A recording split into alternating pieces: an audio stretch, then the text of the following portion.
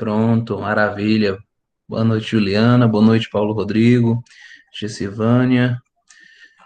Temos 18 pessoas aí, de média 26 pessoas. Pessoal, vocês devem estar estranhando hoje que só tô com o microfone ligado. Tô com um probleminha na câmera. Toda vida que eu vou tentar ligar para vocês, como vocês devem ter reparado, eu passo de 15 a 20 minutos tentando conectar e normalmente ela não conecta. Fica esperando. Fica esperando um convite, alguma coisa que eu aceite aqui, mas não chega esse convite e não sai do canto. Então, assim, não tem não vejo um problema, até porque, na verdade, só minha imagem que não vai aparecer, já que a gente vai poder relatar basicamente tudo que a gente vai ver aqui nas aulas. Falando das aulas, pessoal, na aula passada, eu estava conversando com vocês, né, em relação aos medicamentos, que foi o que vocês me indagaram que mais tiveram dificuldades, que mais estão tendo dificuldades. Então, eu fiz uma pequena adaptação. Nós tínhamos para hoje e para a próxima aula, nós tínhamos aí semiologia, semiologia farmacêutica adequada à farmacologia. E aí eu decidi colocar essa aula como a última, já que ela se encaixa em qualquer parte da farmacologia, por se tratar da semiologia. Nem sei se vocês já tiveram a semiologia, semiologia farmacêutica, métodos de utilização da farmacologia na farmácia, seja ela clínica, seja ela comunitária, enfim, de todos os métodos. E aí eu decidi pular isso, não lembro qual foi a pessoa que tinha me falado na última aula que estava com essa dificuldade. Não estou lembrado, não lembro quem foi a pessoa. Eu vou colocar colocar o link para vocês lá no Classroom sobre a aula passada, né? Aquela resolução que nós tivemos em relação a toda aquela aula e aquela resolução daquela atividade que eu passei para vocês. No mais, hoje nós iremos falar aqui de analgésicos e anti-inflamatórios. Enviei até para o slide player para também ter já uma facilidade para vocês, para quem quiser acompanhar daí, certo? Então, é, basicamente aí nós estamos com 17, 18 classes aqui, se não me engano. Se não me engano, 17, mais ou menos 17, 18 classes para a gente falar efeitos, enfim, tudo mais, da relação dos analgésicos e dos anti-inflamatórios. Nós vamos falar também de todas as outras classes, pelo menos as principais, né, que é basicamente as que nós iremos necessitar todos os dias, trabalhando em uma farmácia comunitária, e até mesmo dentro de laboratórios, quando nós sabemos que, ao trabalhar em um laboratório, nós sabemos que a maioria dos medicamentos podem influenciar no resultado, né? No resultado. Boa noite, professor, minha internet está só. Pode sim, claro, claro que sim, Silene, à vontade. Mesma situação. Pessoal, e se a internet aqui tiver ruim, vocês me deem um feedback que a gente tenta resolver, viu? Eu acho que eu tô com a melhor internet, melhor acesso de internet aqui. Eu acredito que não vai ficar travando, não. Mas se travar, vocês me avisem, tá? É, atualiza aí, Sirlene, para a gente conversar, que eu acho que você foi uma das que me solicitou também, né? A questão de classes de medicamentos.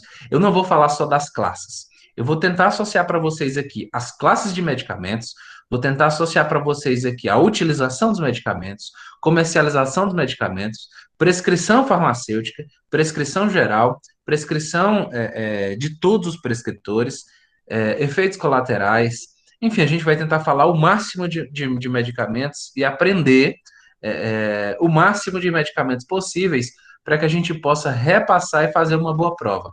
Eu ia fazer isso lá para o final do mês, para o início do próximo mês, seriam 3 classes seguidas, 3 aulas seguidas. A gente vai deixar como a última aula a questão da semiologia em relação à farmacologia, a associação dos dois, tá?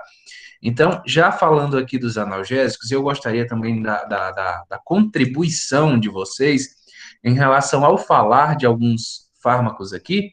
Obviamente, dos fármacos que a gente vai falando, muitas vezes a gente esquece de algum detalhe, algum fármaco, algum caso em específico, que, se vocês já tiverem passado por isso, né? Se vocês já tiverem tido algum contato em relação a esses medicamentos ou algo parecido, podem contribuir também para a nossa aula, que será de bom grado também, ok? Então, nós iremos iniciar a nossa aula hoje falando basicamente dos analgésicos e anti-inflamatórios, na página da professora Eduarda Henrique Cunha. Foi a última alteração dela há mais ou menos 5 anos atrás, dentro do Slide Player, com algumas contribuições e alterações minhas também, tá? Dentro do próprio Slide Player. Quem quiser acessar, tá aqui o link. É só copiar aí o link que vocês podem já entrar na página. E vocês só não vão ter essa página de acesso, né? Mas vocês vão ter a leitura total do conteúdo, que é aberto a público, tá?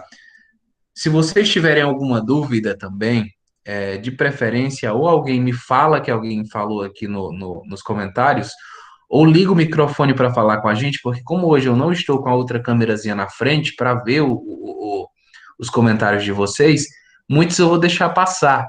Então, para não deixar passar, já que eu vou estar em outra página, vão me ajudando aí, ok? Então, pessoal, é o seguinte. Falando aqui dos analgésicos e anti-inflamatórios, uma transcrição da apresentação geral dessa classe de medicamentos, classe essa que vocês solicitaram essa classe, onde a nossa colega, não lembro o nome dela, citou como exemplo os antihipertensivos, que também nós iremos falar, eu estava deixando aí mais para frente. Nós iremos iniciar a nossa aula hoje com analgésicos e anti-inflamatórios. Por que que eu decidi começar com analgésicos e anti-inflamatórios? Número um, são os medicamentos mais vendidos em uma farmácia comunitária, tá? Dois, todo mundo tem analgésico e anti-inflamatório em casa. Três, são produtos, são medicamentos, são drogas que acabam causando a maioria dos efeitos colaterais nos pacientes. Três, são também medicamentos que acabam causando diversos problemas, né, para a população de um modo geral. Ou seja, um desses problemas que eu posso citar para você é a própria gastrite. A gastrite, ela é digamos assim, um efeito colateral dos analgésicos e anti-inflamatórios, sejam eles AINES, DAINES e tudo mais, é, que de qualquer forma causa algum efeito no nosso organismo, mais especificamente no nosso estômago, aumentando aí a acidez estomacal e causando diversos problemas para a nossa saúde. Eu conheço muita gente que se utiliza, por exemplo, como é o nossa primeira classe, de corticosteroides há muito tempo. E se vocês observarem, os corticosteroides, acredito que vocês já devem ter visto na, na farmacologia básica, causa diversos problemas quando utilizado a longo prazo. E desses problemas, o mais criterioso dele é a evolução de uma doença de Crohn. Além da doença de Crohn, ou síndrome de Crohn, como queiram falar, também nós temos a doença ou síndrome de Crohn, que é bem parecido, porém, no estômago. O que acontece? Fazendo a atrofia do nosso estômago, fazendo com que nós passamos a sentir dores intensas e muito mais. E muita gente não sabe dessa questão dos anti-inflamatórios, dos corticosteroides em si. E muita gente utiliza, né, esses corticosteroides, muitas vezes sem nem necessitar. Acredita que necessita, porém, não é bem assim que funciona, né? Um grande exemplo, muita gente, quando tem alguma crise, por exemplo, aí sei lá, uma crise comum aqui de dor, que muita gente. Sinusite, vamos lá. Muitas vezes a sinusite ela é sim tratada com corticosteroides, mas de preferência com corticosteroides que atuem nas vias aéreas. As pessoas às vezes começam a tomar esses medicamentos de uma forma indevida, causando aí a síndrome de Cushing, que eu acredito que vocês já viram. Algum de vocês, deixa eu só ver o nível que vocês já estão aqui em relação da farmacologia básica, para a gente pegar daí. Na farmacologia básica, vocês falaram dessa questão de analgésicos anti-inflamatórios, iniciando pelos corticosteroides e os seus efeitos colaterais de curto e longo prazo? Vocês lembram de algo relacionado a isso? Que a gente vai começar a adentrar hoje, eu queria saber até que ponto vocês já estão. Nada, nada, nada, Rayane. Nada, absolutamente nada, síndrome de Cushing, nada do tipo. Pronto. Então a gente vai que com que nós possamos ter uma, vou até colocar aqui o slide que a gente vai colocar um pouco mais aprofundado. É uma questão assim que eu tô achando até estranho, uma farmacologia básica não ter passado por isso. Só um minuto.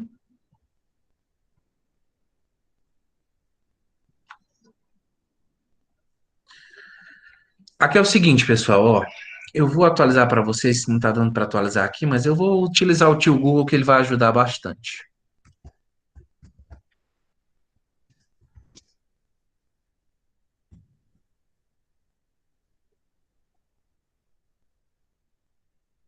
A síndrome de Cushing, vou colocar aqui para pronto.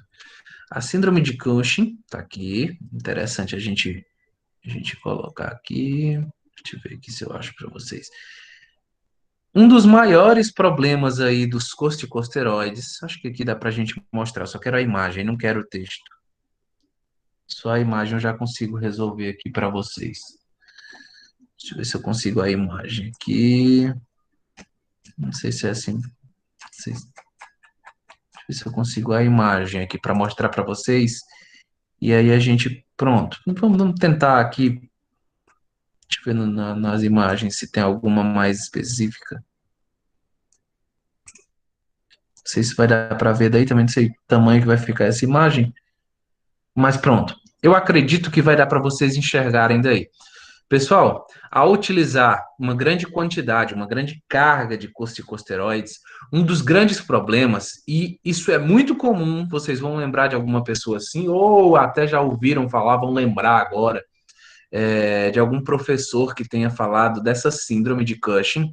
Essa síndrome de Cushing, normalmente, o principal problema dessa síndrome é a utilização errônea desses corticosteroides, tá?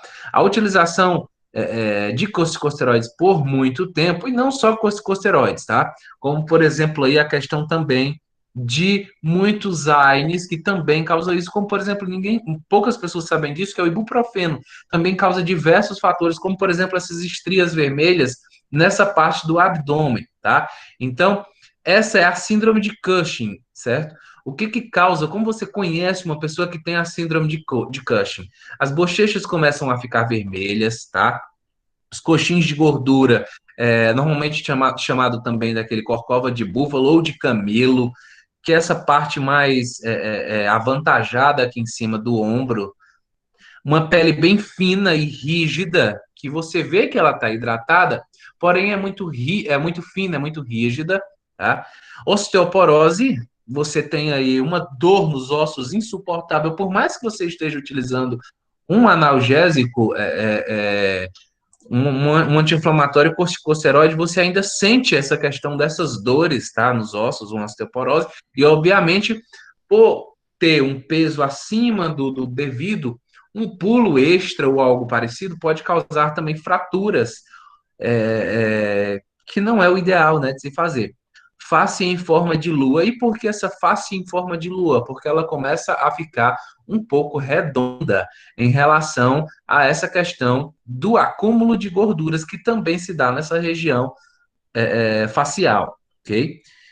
Facilidade de contusões e equimose, essas contusões basicamente ficam aquelas manchas roxas, pretas, enfim, de várias vermelhas, né, de várias cores no corpo. Essas estrias, elas são os primeiros sintomas. Abdômen em pêndulo, ou seja, um pouco para baixo, como vocês conseguem ver. Ah, professor, isso ocorre em todo mundo que utiliza por muito tempo?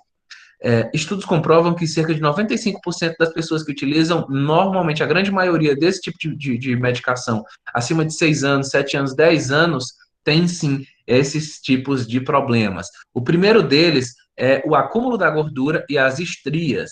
Estria a gente sabe que é o efeito, entre aspas, sanfona, né, que ocorre aí em muita gente. Má cicatrização e ferida, que muita gente associa essa má cicatrização apenas pelas diabetes, né? Ou seja, pela glicemia alta, pela glicose e tudo mais. O que nem sempre é essa má cicatrização causada pela glicemia, pode ser aí a utilização de corticosteroide por muito tempo. Vocês sabem, eu queria que vocês me dissessem os dois principais tipos de corticosteroides existentes no mercado. Você chega na farmácia e solicita.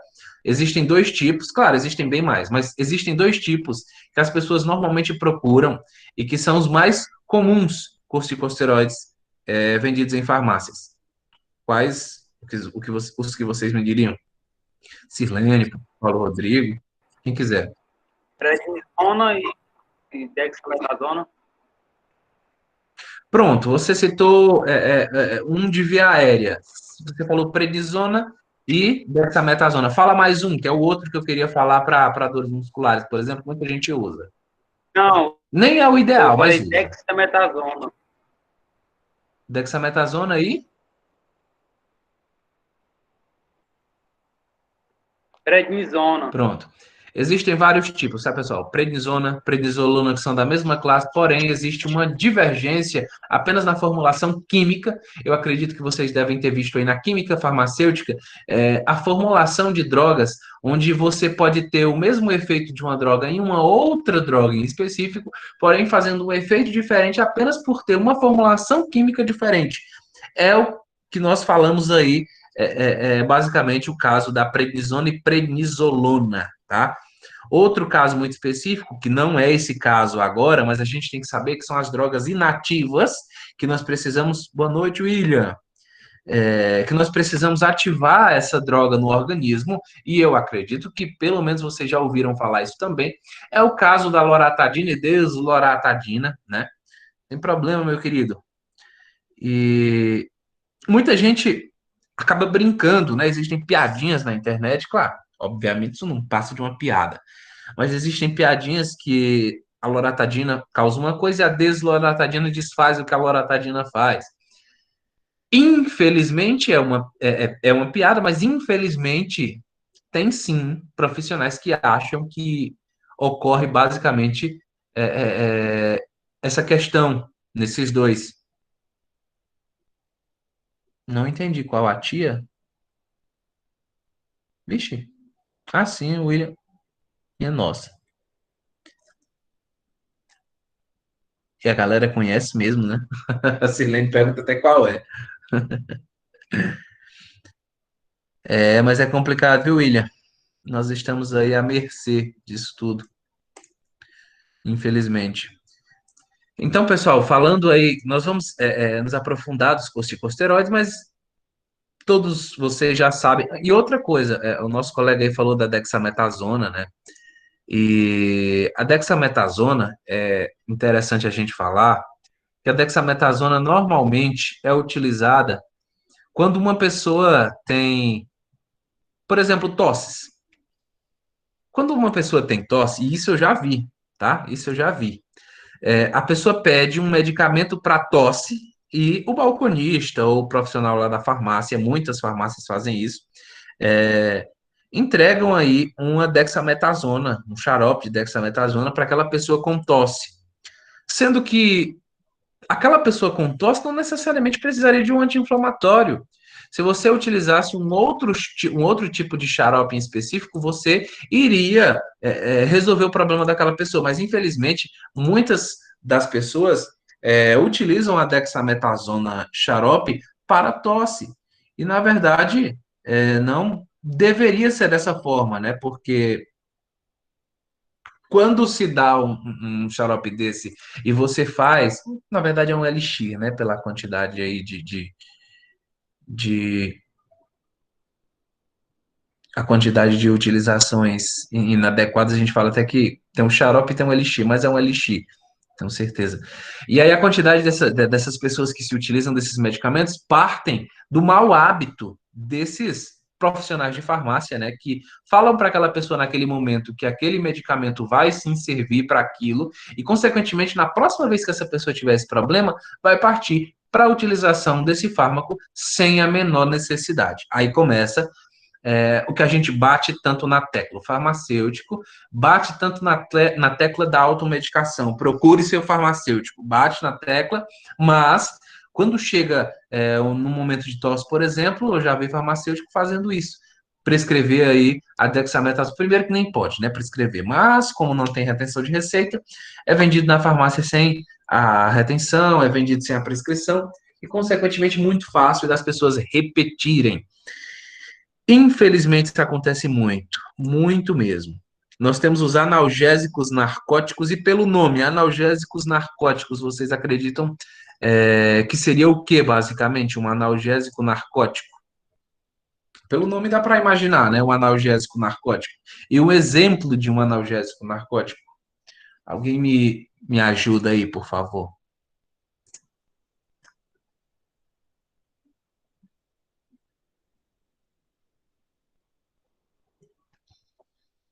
Narcótico é porque é proibido, alguma coisa assim? Basicamente. Mas a gente fala assim de, tecnicamente, A morfina, a Pronto, morfina? perfeito. É sempre legal, e isso é interessante da gente falar, que se cai em algum tipo de prova ou concurso que vocês forem fazer, vocês podem lembrar da morfina, lembrando também da cocaína, já que a papoula, que é o seu, que é a sua planta, né, de fabricação, é basicamente a mesma para os dois. Então, é só você lembrar que um é proibido, é narcótico, um é proibido, e o outro, com uma prescrição médica, você consegue deixando a receita, ou seja, retendo a receita no âmbito farmacêutico, tá? Então, exemplos aí de analgésicos narcóticos: a morfina, codeína. A codeína, ela é comercializada muito comumente há mais ou menos uns 4 a 5 anos, quando liberaram a utilização e venda em farmácias. Normalmente era só para hospitais, fabricado e vendido nas formulações de 30 e 60 miligramas. E aí é o seguinte, né? É aquela loucura, né, que a gente sempre fala, que a legislação brasileira ela é sem noção. A de 30 miligramas é um tipo de prescrição, a de 60 é outro. Mas se eu tomar dois comprimidos de 30 miligramas de codeína, vai dar os 60 miligramas com uma prescrição, ou seja, com uma notificação, né? Uma receita branca de controle especial, a C1, 2 vias. Tecnicamente, é uma legislação falha, né, que a gente vê e que as pessoas conseguem facilmente. Nós temos aí os antihistamínicos, que muita gente não sabe que também tem ação anti-inflamatória, e um exemplo desse mais comum, né, o Polaramine, por exemplo, é um dos mais comuns. Eu conheço basicamente o Dexmini, tecnicamente, ele, para mim, ele é mais comercializado, ele age mais rapidamente, ele tem aí uma publicidade maior, então por isso ele é mais vendido. Só que o Polaramine, por ter tomado proporções de medicamento de referência, acaba também entrando nessa classe e poucos sabem que entra, já que se trata de um medicamento antihistamínico, porém, ele também tem efeito anti-inflamatório, e a gente vai ver o porquê daqui a pouco. Antirreumatoides, existem muitos medicamentos antirreumatoides, e que a gente vai falar também. Antigotosos, são poucos os que conhecem medicamentos antigotosos, são os medicamentos para gota, né? Quem conhece a série Todo Mundo Odeia o Chris viu aí o pai dele, né? Tem gota e tudo mais, e essa questão da gota é comum, muito comum. São dores nas articulações, principalmente dos pés, causando ali uma dor insuportável no dedão do pé. Normalmente a principal dor causada pela gota, e o que as pessoas que têm essa patologia mais comumente relatam. E o fentanil? Dizem que é 100 vezes mais forte que a morfina. Assim, Sirlene, vamos por partes. O fentanil, deixa eu colocar aqui para vocês, só vou te mostrar uma coisa aqui, ó. Uma coisa.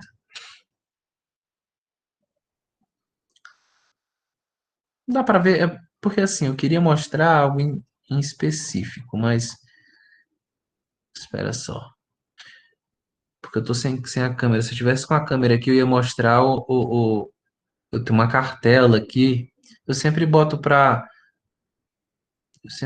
demonstração, mas vou tentar conseguir aqui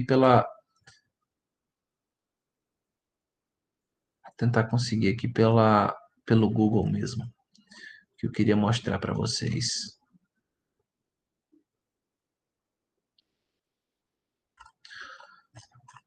Não vou achar aqui não. Não vou achar. Mas eu posso utilizar basicamente isso daqui. Vamos lá. E o fentanil? Dizem que é 100 vezes mais forte que a morfina. A realidade por trás disso, Sirlene, é isso aqui, ó. Fentanil, droga lícita e mortífera, se expande na Europa. Só que se você observar, há pouco tempo atrás, a Anvisa liberou essa droga no Brasil. Só que o fentanil, ele não é fácil de você conseguir. Tanto é que dificilmente um hospital vai ter. Qual hospital tem fentanil? Hospitais que cuidam exatamente de pacientes com câncer no estágio aí já de, né, um estágio bem mais avançado, né, um estágio que a gente já sabe aí que não vai ser muito legal, né? Estágio terminal, vamos falar. Eu não gosto muito dessa terminologia, mas a gente utiliza. Um câncer terminal, por exemplo. A pessoa que tem câncer terminal hoje em dia toma morfina.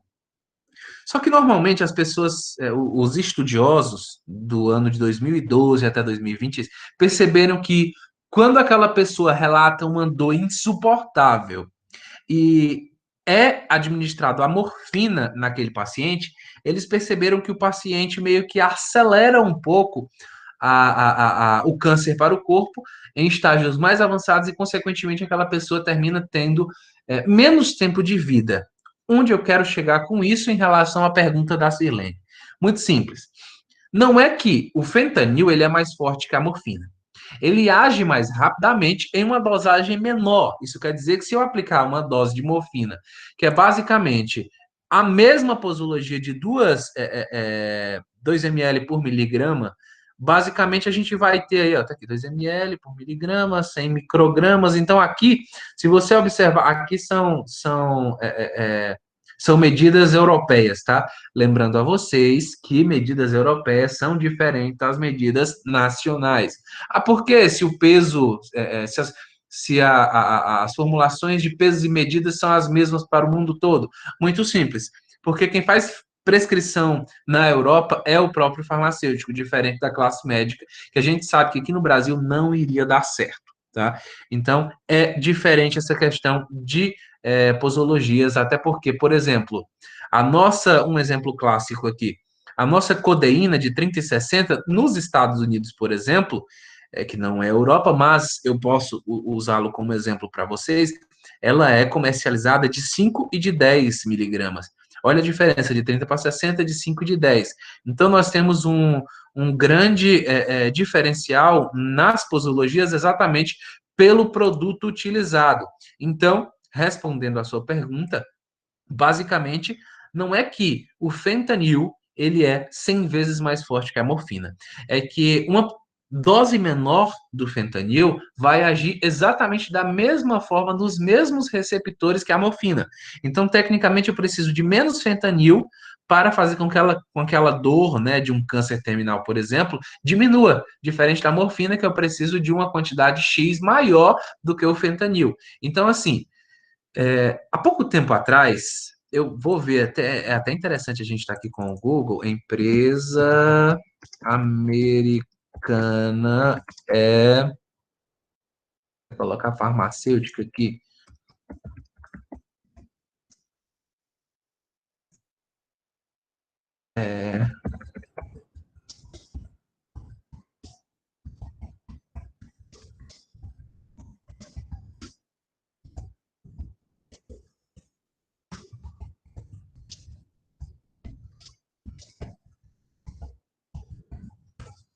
Vocês observarem aqui, eu não vou ver, não sei se eu vou achar aqui os falsos doentes, não, nessa notícia é antiga. Eu não sei se vocês viram, há pouco tempo atrás, isso está com 6 meses. 6 meses. Há mais ou menos 6 meses atrás, uma grande empresa farmacêutica dos Estados Unidos estava fazendo com que os médicos, estava pagando para os médicos viciarem os pacientes em esse tipo de medicamento narcótico, analgésico narcótico, como, por exemplo, o fentanil, e outros mais derivados aí da papoula, né? Não só eles, mas basicamente os principais foram eles.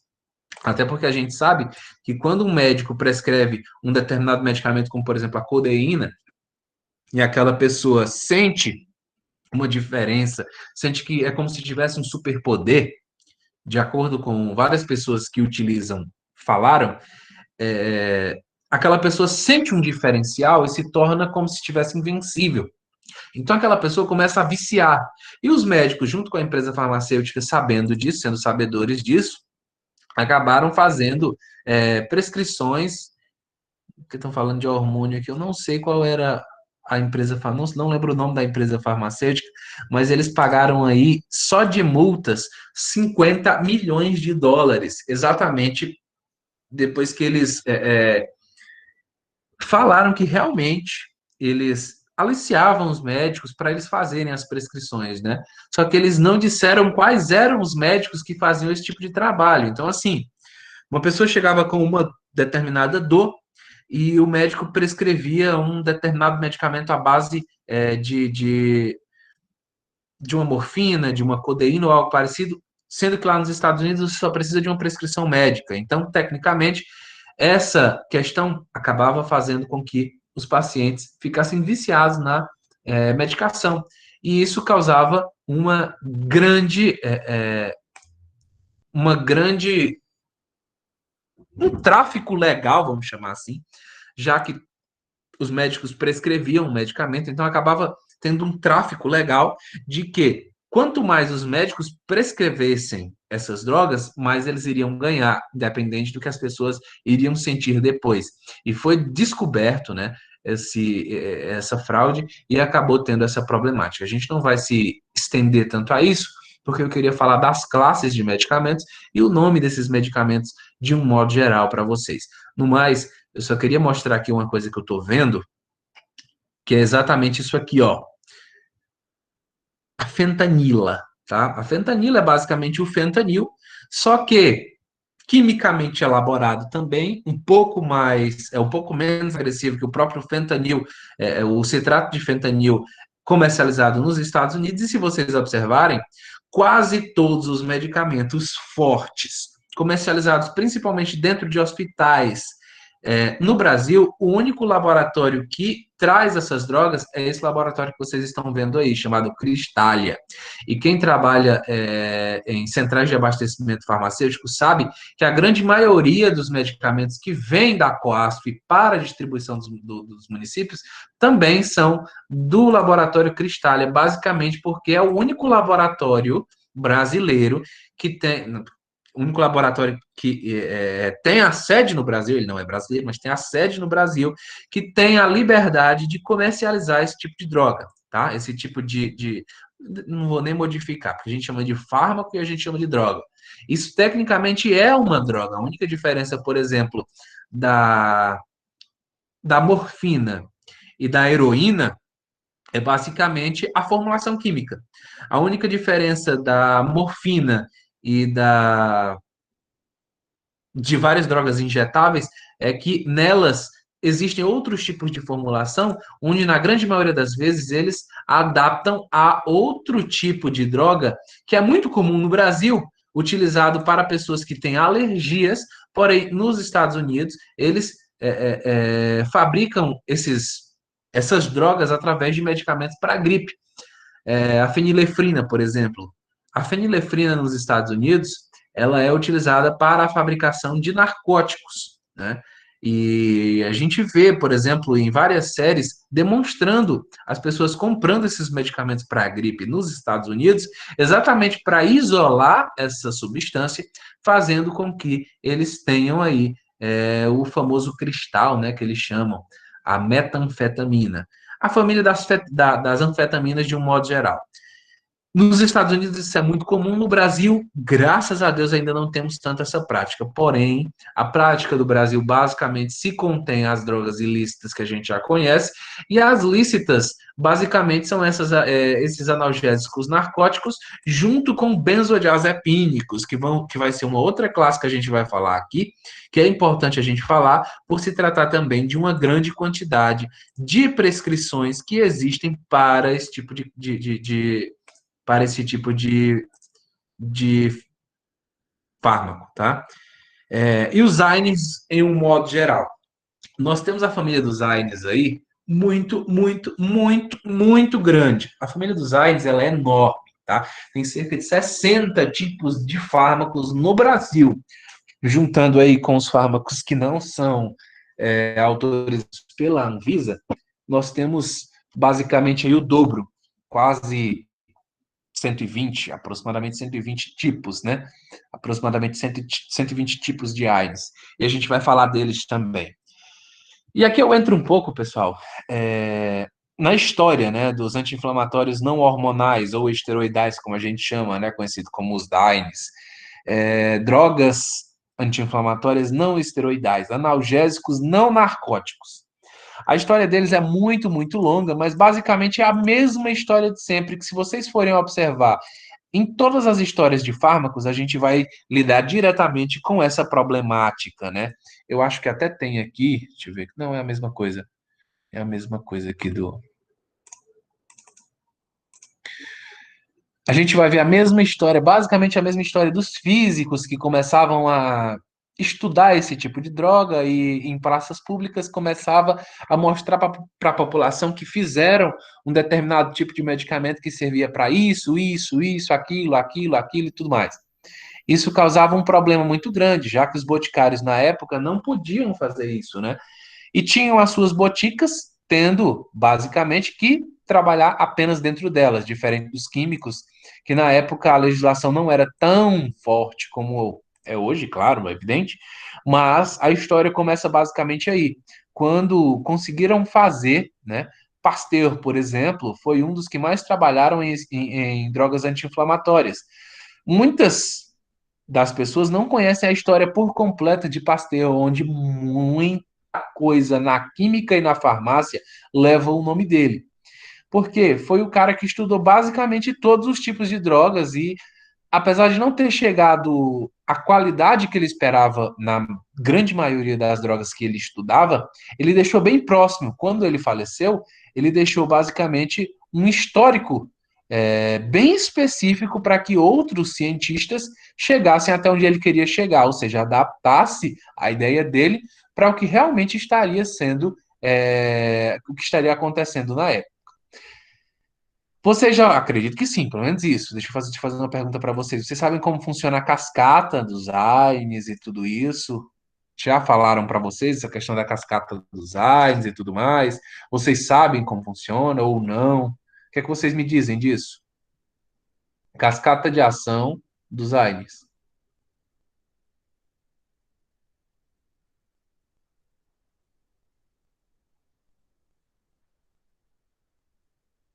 Sim, estudamos. Mas, assim, foi na farmacologia básica ou outra disciplina? Não sei.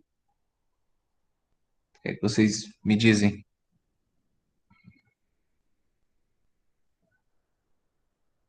A questão do COX, esses tipos de medicamentos, a inibição do COX. Sim, aí tem a relação com ácido araquidônico, essas coisas assim, não é isso? Perfeito, pronto, era isso que eu queria que vocês me falassem. É porque a gente fica assim, eu não sei até que ponto eu poderia seguir, porque assim, às vezes aparenta que vocês estudaram muito bem a farmacologia básica, e às vezes parece que ficam com, assim, com vergonha de falar ou algo parecido. Chegou a um ponto que basicamente agora eu sei. falando nessa questão do ácido araquidônico, por exemplo, basicamente essa questão acho que a gente ainda vai falar por aqui também. Mas, enfim, a gente precisa entender, né, essa questão, sabendo que nós temos uma cascata, essa cascata ela funciona de uma determinada forma, fazendo com que aquela dor seja mais leve, né? Seja bem mais leve. Então, assim, basicamente o que são, né, os AINES? O que os AINES fazem? Os anti-inflamatórios não esteroidais, eles basicamente. Eles inibem as enzimas ciclooxigenases, né, não? Pronto, ok. Mas tenta falar de uma forma em que você fosse explicar para um paciente teu, que é exatamente a ideia da farmacologia aplicada à farmácia. Eu ia dizer que ele ia lá onde ia ter inflamação e ia combater essa inflamação, né, não? Pronto, ótimo. Por exemplo, pessoal, vamos falar aqui da nossa forma e depois a gente fala como se a gente fosse falar para um cliente nosso, que é a ideia da farmacologia aplicada à farmácia é essa, tá? Então, qual é o mecanismo de ação, a cascata do ácido araquidônico e tudo mais? Vocês me disseram que já ouviram falar. Então, o ácido araquidônico, por exemplo, é um componente normal das nossas membranas celulares, tá? A nossa membrana celular, ela contém esse ácido. Quando ocorre alguma lesão, por exemplo, qualquer tipo de lesão, um estímulo celular, algo parecido, toda a membrana também é lesada, né? Ela é complicada nesse fato. Então, assim, existe essa ativação da fosfolipase A2. A fosfolipase A2, para quem viu aí a farmacologia básica, sabe do que eu estou falando, né? Que fosforila e libera o ácido araquidônico. A fosforila também é um outro tipo eu vou chamar de capa, que protege as nossas membranas, tá? E a partir daí inicia-se toda a cascata que a gente conhece, que a gente ouviu falar lá na farmacologia básica, tá? Já o ácido araquidônico em si, ele produz algumas substâncias bem diferentes, como, por exemplo, a lipoxigenase. Esse nome é muito chato para a gente falar, se eu não me engano, é lipoxigenase. Normalmente a gente chama como LOX. E a ciclooxigenase, que é o COX, que a gente conhece. São os dois tipos, né? Lipoxigenase, que é o LOX, e a ciclooxigenase, que é o COX. Existem muitos medicamentos que atuam diretamente nessa cascata, como, por exemplo, eu acho que tem aqui, que eu vou mostrar para vocês aqui. Eu acho que foi colocado, não lembro. Deixa eu ver se eu mostro aqui para vocês. Deixa eu ver se eu. Pronto, tá aqui, ó. Esses três aqui, pessoal, esses três aqui, eles agem diretamente nessa cascata, tá? E fazem parte do COX, por exemplo, tá? Piroxicam, meloxicam e tenoxicam. Não à toa em que os nomes deles lembram, né? O COX, ciclooxigenase. O piroxicam, por exemplo, o piroxicam, diferentemente do meloxicam, eles têm uma prescrição bem diferenciada. O mais vendido em farmácias é o meloxicam, nas posologias de 7,5 e 15. Quando se vende um medicamento, por exemplo, quando se prescreve um medicamento, por exemplo, meloxicam de 7,5, aquela posologia vai até 2 vezes ao dia, tomando-se, obviamente, de 12 em 12 horas. Se o meloxicam for prescrito em uma posologia de 15 miligramas, tecnicamente, um só comprimido vai resolver. E o que eu quero dizer com isso? Porque ele vai atingir essa cascata, fazendo com que ela tenha uma produção de leucotrienos. Eu não sei se vocês ouviram falar de leucotrienos, tá? Mas basicamente é a associação do LOX, né? Lipoxigenase. A função em relação ao meloxicam em si é a vasoconstricção, broncoespasmo e o aumento da permeabilidade vascular, que, consequentemente, normalmente, aumenta a produção geral do LOX, que está relacionado às doenças inflamatórias, como, por exemplo, a asma. A asma em si é, basicamente, muitas das pessoas não sabem, mas eu acredito que eu falei com vocês, eu acho que se não foi na aula passada, foi há 2 aulas atrás, a questão da asma, que nós precisamos ter uma dilatação nos nossos brônquios, fazendo com que a nossa respiração volte ao normal, né? Então, tecnicamente, a gente fala diretamente da asma quando a gente se refere a esse tipo de medicamento, ou corticosteroide de um modo geral, ou AINES em relação ao COX, tá? Então, assim, falando dos medicamentos em si e dos seus mecanismos de ação, onde a gente vai ver mais basicamente de cada um lá embaixo, onde eu acho que eu não preciso me aprofundar muito a relação desses AINES, dos DAINES, até porque não é da nossa disciplina. Nós temos que nos adaptar mais à clínica em si e à relação que tem a farmácia, tá?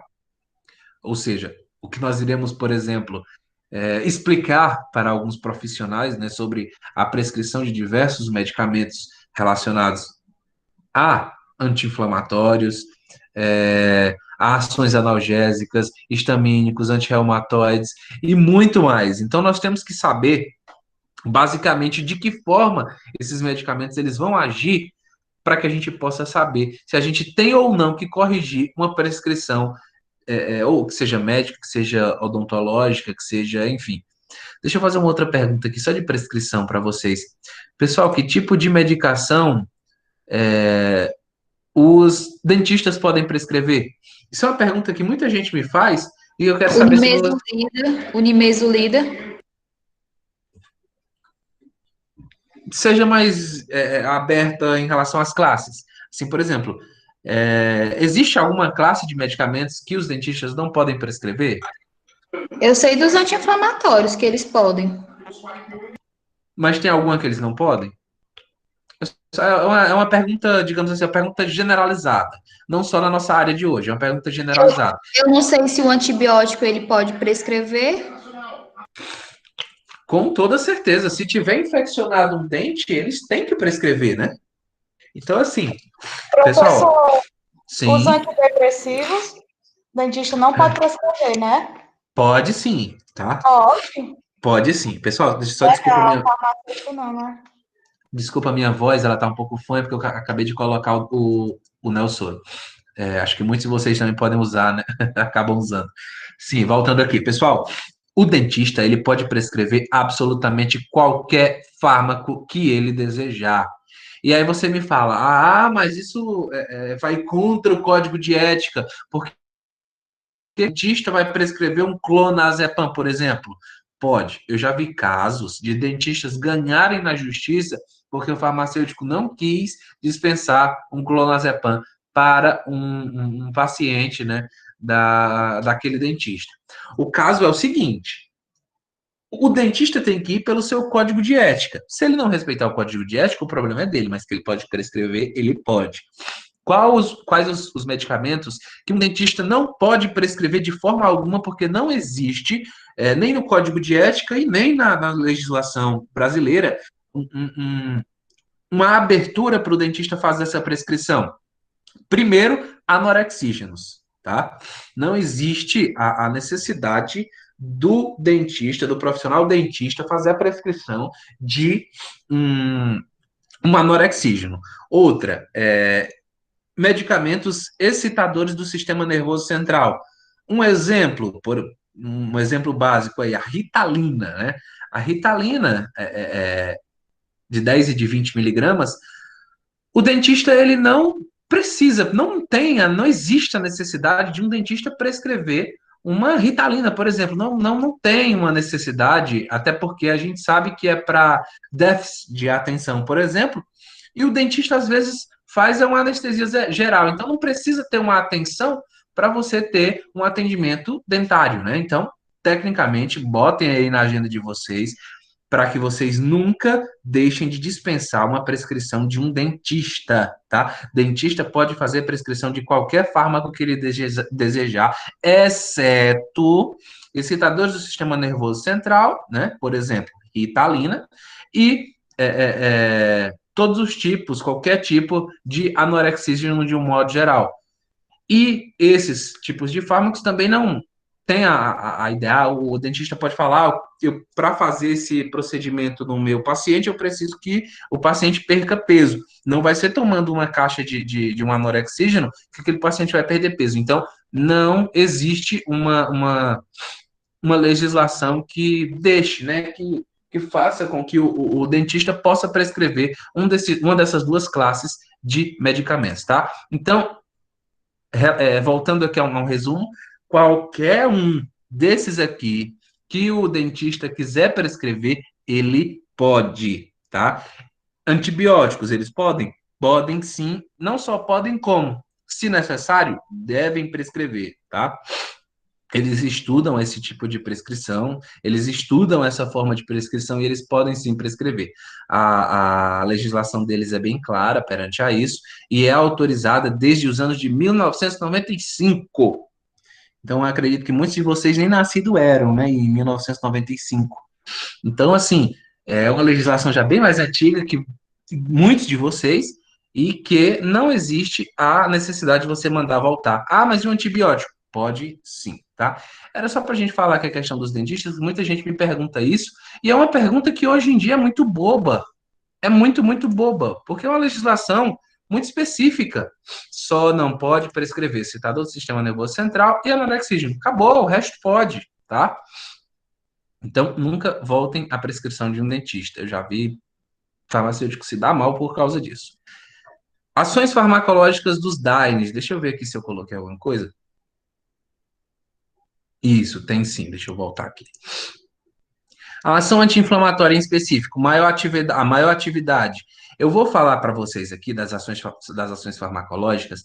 Fiz um breve resumo, muito, muito, muito básico da cascata, porque, como vocês mesmos disseram, vocês mesmos me falaram, a Nayane falou que já estudaram essa cascata, eu não vou me adentrar muito a isso, até porque não é necessário na clínica, né? Na específica para a farmácia. Mas nós temos aqui diversas classes que nós devemos estudar, que é a classe dos DAINES, dos anti-inflamatórios, né? E medicamentos que nós temos uma maior atividade. Indometacina. A indometacina, por exemplo, juntamente com o piroxicam, são anti-inflamatórios que ativam a cascata muito rapidamente, tá? E o piroxicam, ele age diretamente junto com a indometacina ou sozinho, detalhe. Piroxicam, tenoxicam, todas essas classes aqui que eu mostrei para vocês, tá aqui, ó. Tenoxicam, piroxicam, meloxicam não se pode prescrever para idosos acima de 65 anos, tá? E também alertar vocês que trabalham, acho que, se eu não me engano, a Sirlene trabalha em laboratório, né? Eu acho que tinha mais umas duas pessoas aqui que trabalhavam em laboratórios. Vocês têm que alertar também as pessoas que vão fazer alguns tipos, não todos, mas alguns tipos de exames laboratoriais, como, por exemplo, os exames hormonais, como, por exemplo, o hemograma, um hemograma. Um hemograma, ele vai dar diferenciado se a pessoa tiver fazendo o uso de algum anti-inflamatório. É óbvio que as hemácias elas vão estar um pouco mais afastadas, né? E, consequentemente, a gente vai ter um número aumentado, consequentemente, pode dar aí um diagnóstico errôneo. Então, assim, é avisar para aquela pessoa que, ou você coloca no próprio resultado do exame, que se a pessoa estiver fazendo a utilização de algum AINE, o DAINE, algo parecido, tem aí uma diferenciação no exame e pedir para repetir com 7 dias após a utilização desses exames. E também, se essa pessoa quiser fazer, pedir para esperar, né, ou terminar o tratamento para realizar aquele tipo de exame, até porque muitos exames vão dar diferenciados, vão ter resultados errôneos se essa pessoa utilizar principalmente medicamentos aí associados a analgésicos e a anti-inflamatórios. Anti-inflamatórios principalmente, tá? Até um simples AS, que não é tão simples assim, a gente fala que é simples porque a gente lembra desde criança, né? Mas assim, vamos falar de uma forma mais concreta. Até um simples AS pode diferenciar resultado laboratorial e um médico dá um laudo errado para um paciente, onde nem deveria dar um determinado medicamento, prescrever um determinado medicamento, sem a menor necessidade daquilo, apenas porque aquela pessoa está utilizando um anti-inflamatório e, consequentemente, o resultado, obviamente, deu diferenciado.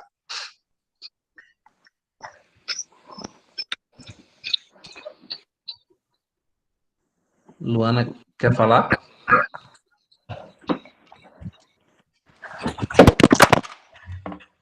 Peraí, deu errado aqui, só um minuto.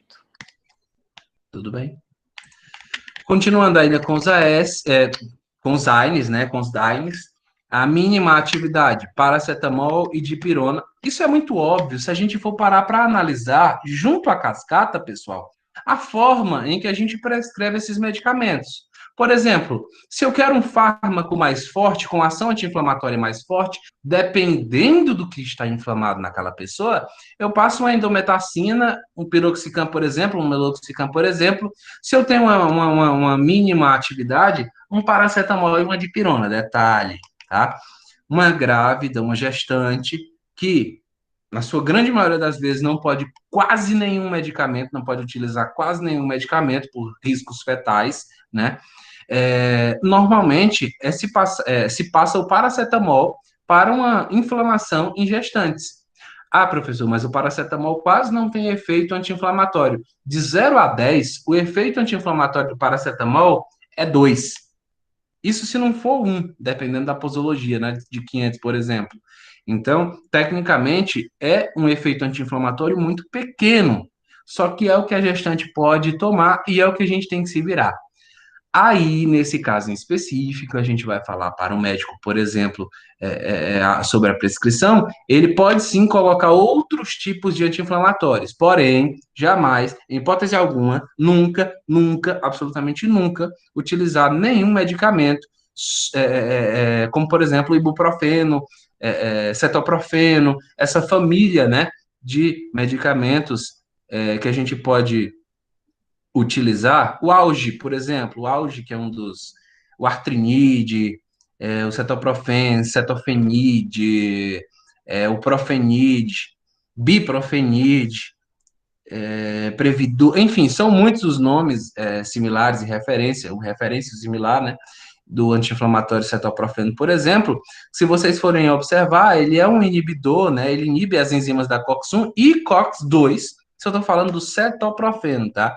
O ibuprofeno, ele age bem parecido com o cetoprofeno. Então, o cetoprofeno, por exemplo, ele é inibidor das enzimas COX-1 e COX-2, ele existe em todas as apresentações, seja pó, seja injetável, endovenosa, comprimido de liberação prolongada, retardada, capsuladora, supositório, solução oral, xarope, enfim, o cetoprofeno ele tem absolutamente todas as apresentações.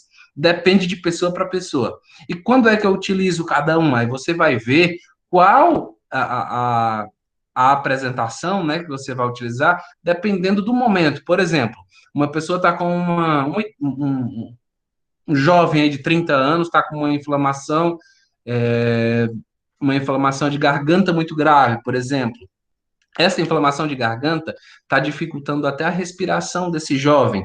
Se for um jovem, entre aspas, saudável, apenas com uma inflamação de garganta por algum motivo, pode aplicar sim o cetoprofeno injetável, é rapidinho. Agora, se for em questões de artrite, artrite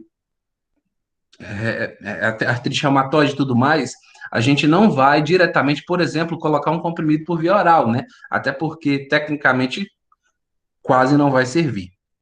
Então, ainda falando aí, por exemplo, do cetoprofeno, ele normalmente é utilizado, e aí vocês vão observar, pessoal, que quando eu falo do cetoprofeno, eu estou falando basicamente do ibuprofeno, que eu vou mostrar para vocês já já a diferença dos dois.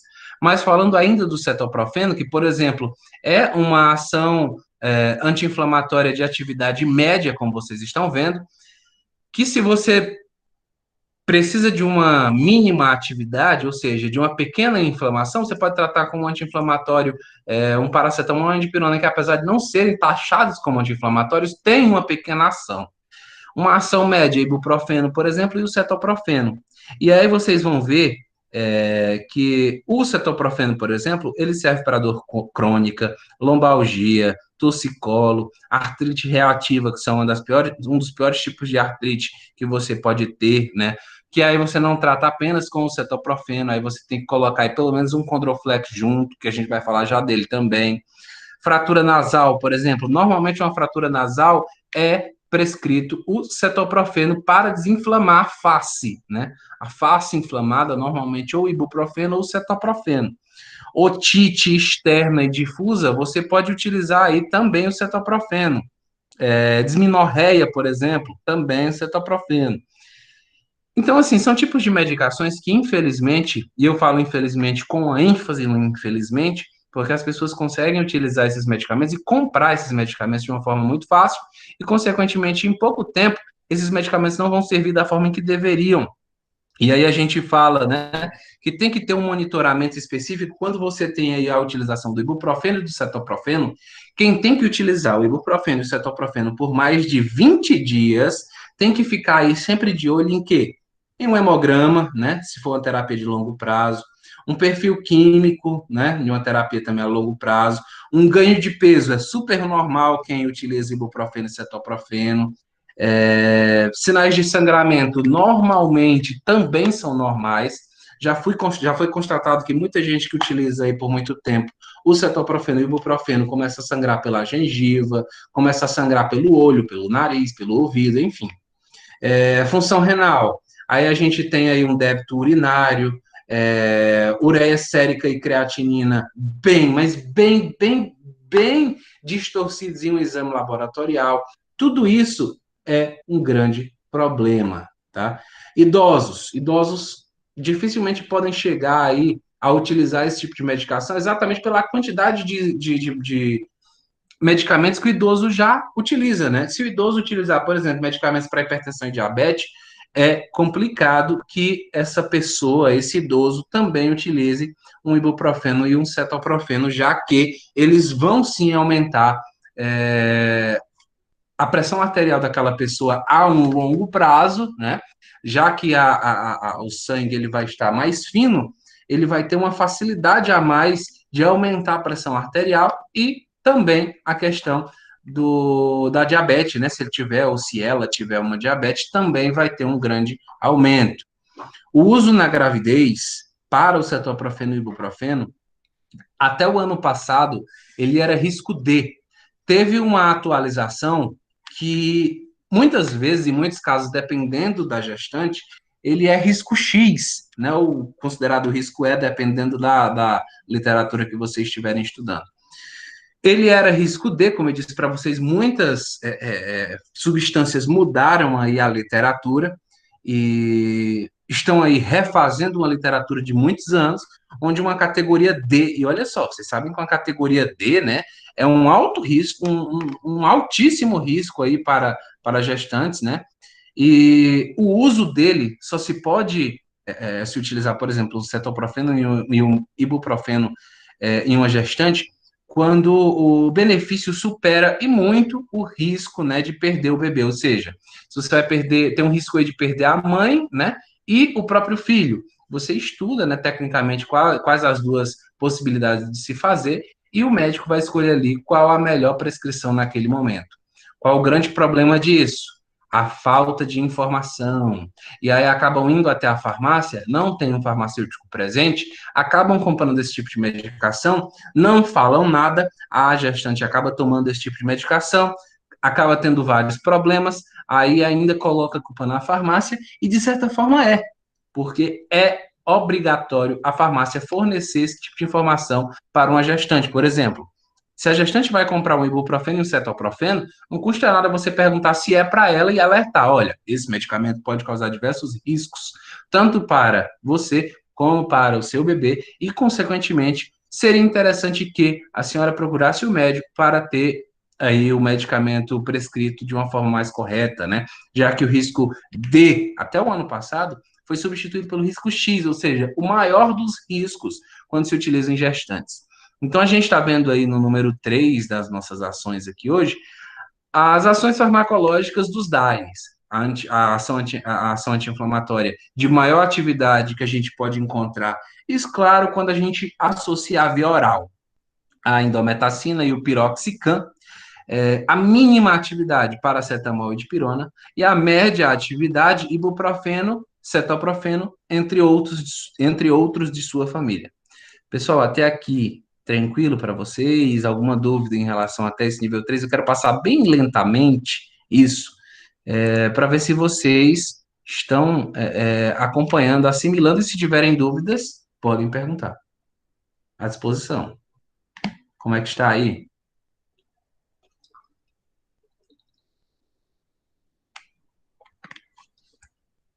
Oi, som. Alguém vivo? Silvânia, ok. Todos ok, né, pessoal? Pessoal, a prova ela vai ter um nível um pouquinho maior que a prova passada, tá? Então, por isso que eu estou pedindo muito para vocês. Se tiverem dúvidas, perguntem. Não tenham vergonha, né? Não sejam tímidos, podem perguntar, porque é aí que a gente está sendo honesto, né? Eu estou sendo honesto com vocês e vocês estarão sendo honestos comigo também. E eu acredito que a nossa convivência seria mais viável dessa forma, né? Então, continuando. Deixa eu ver aqui se eu ia falar alguma coisa desse 3 aqui. Maior atividade é basicamente o slide mesmo em si. O slide mesmo em si. Síntese dos eicosanoides e mecanismo de ação dos AINES. Isso aqui a gente já viu basicamente, tá? Essa síntese eu não preciso falar para vocês basicamente. Aqui é a cascata, tá? Basicamente a gente vê aqui as prostaglandinas, né? Em ação, lipoxigenase, o PAF, fosfolipase. Aqui é a cascata, tá? Então, a síntese em geral, a cascata que vocês disseram que já viram, que já estudaram, não vou adentrar muito a isso, e sim as funções em específico, tá? Reduz a síntese dos mediadores da inflamação.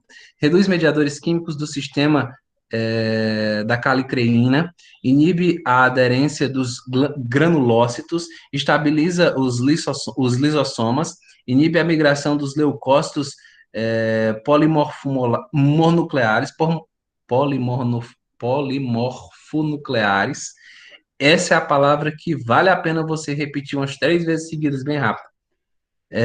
E macrófagos para os sítios onde há inflamação, ou seja, cada sítio que se tem uma inflamação dentro dessa cascata que eu acabei de mostrar para vocês, há uma ação dentro dos anti-inflamatórios que irá interagir diretamente com os receptores daquela ação em si, seja a ação de inibição dos COX, seja a ação de inibição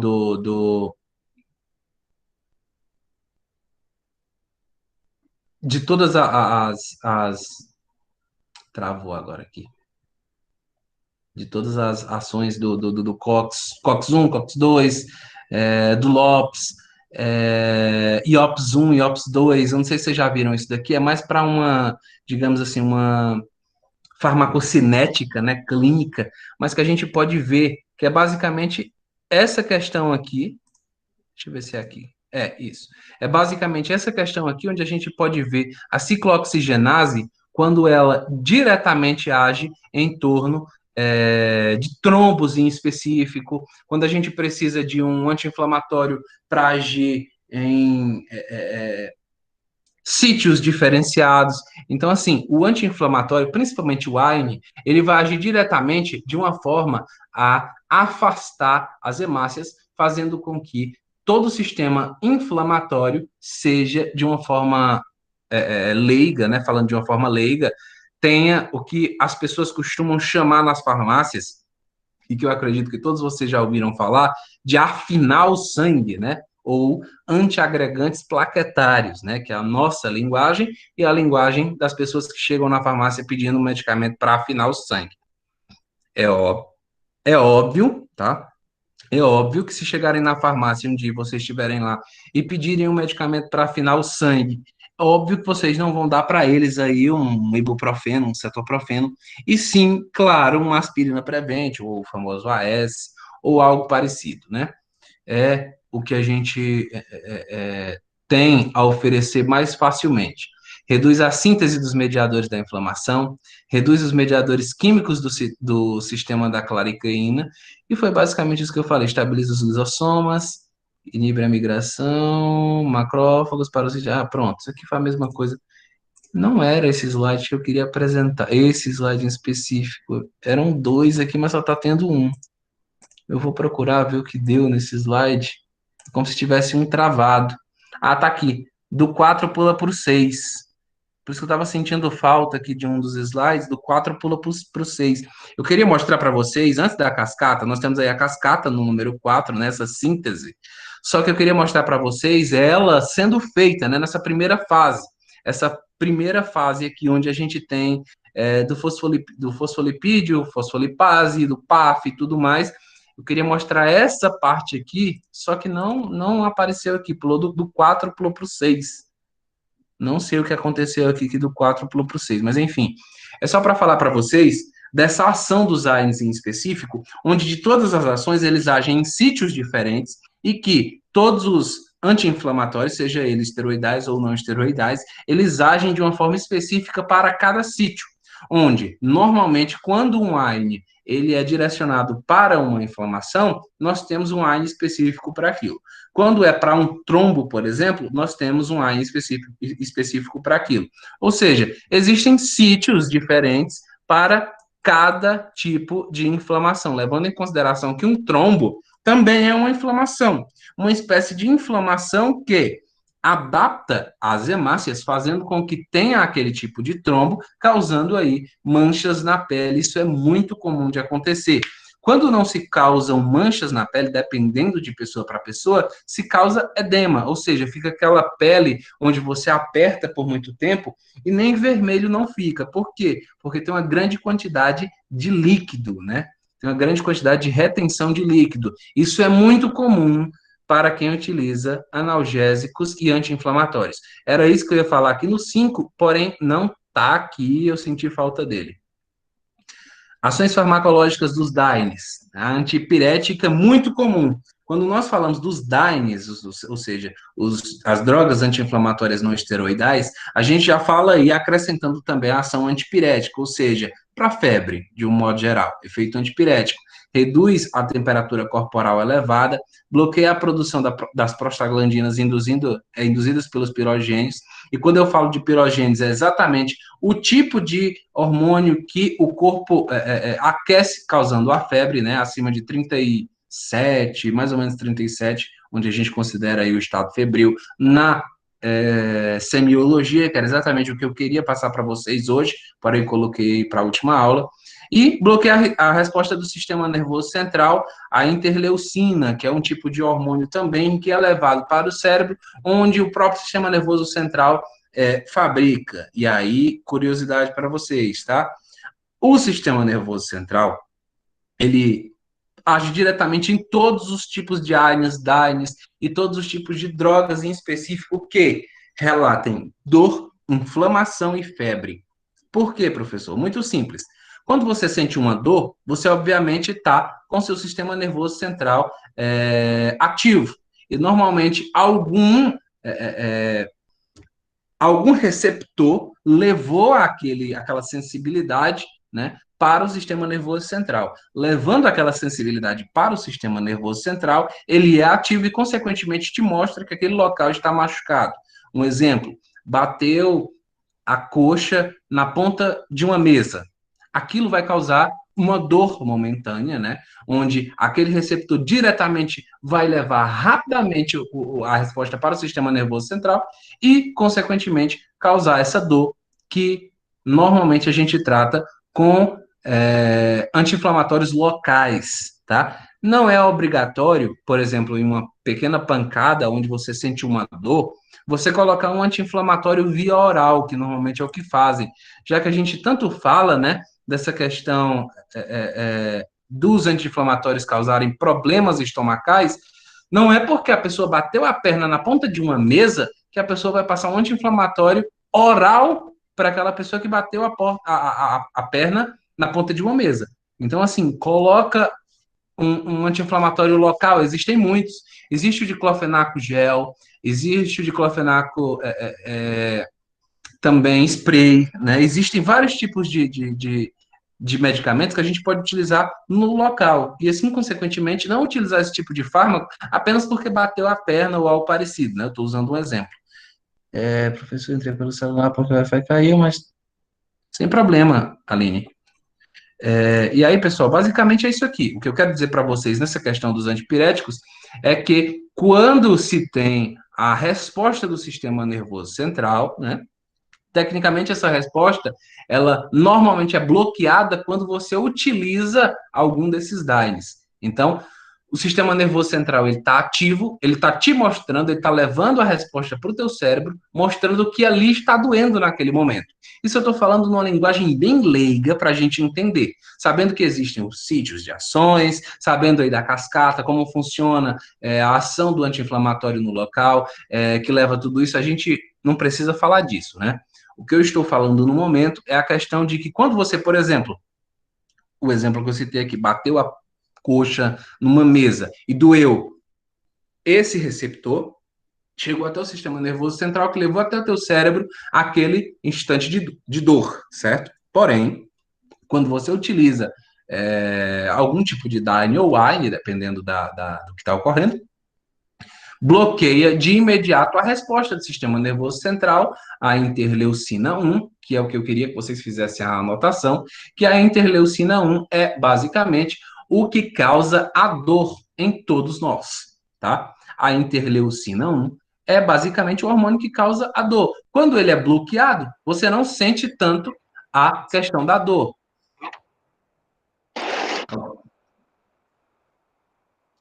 Alguém quer falar? Alguém ligou o meu microfone?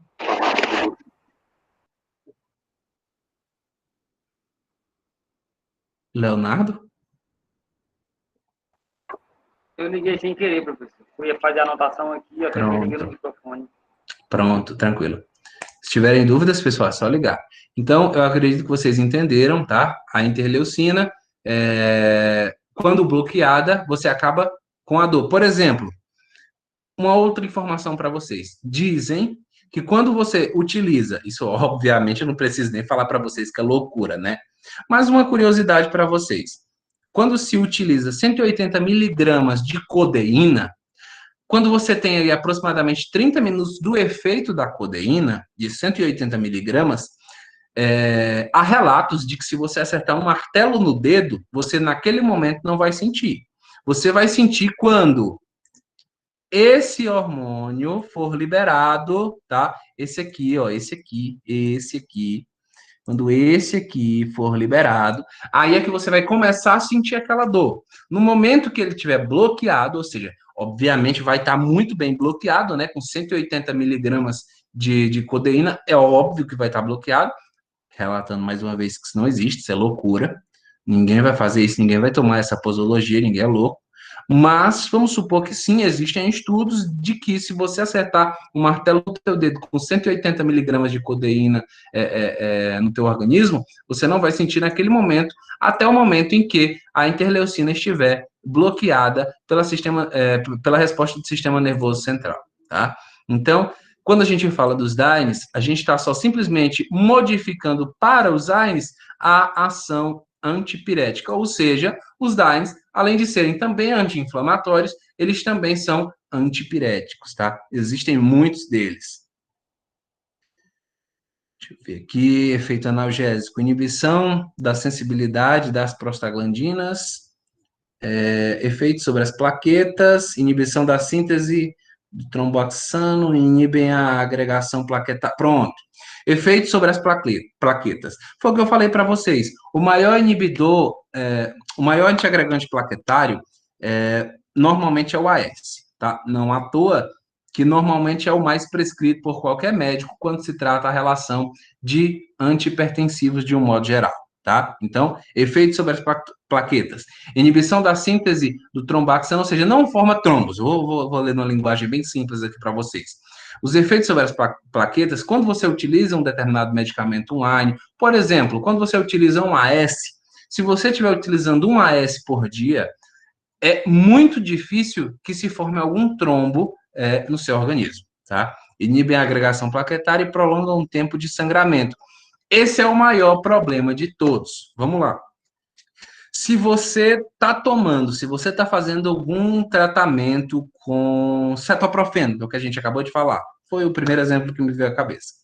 Se vocês estiverem utilizando cetoprofeno por 15 dias e você tiver um corte, tá ali cortando cebola e cortou o dedo sem querer, aquele sangramento vai passar por muito tempo.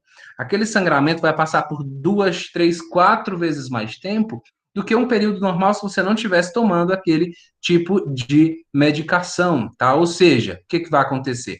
Esse medicamento, ele vai fazer com que as plaquetas não se agreguem.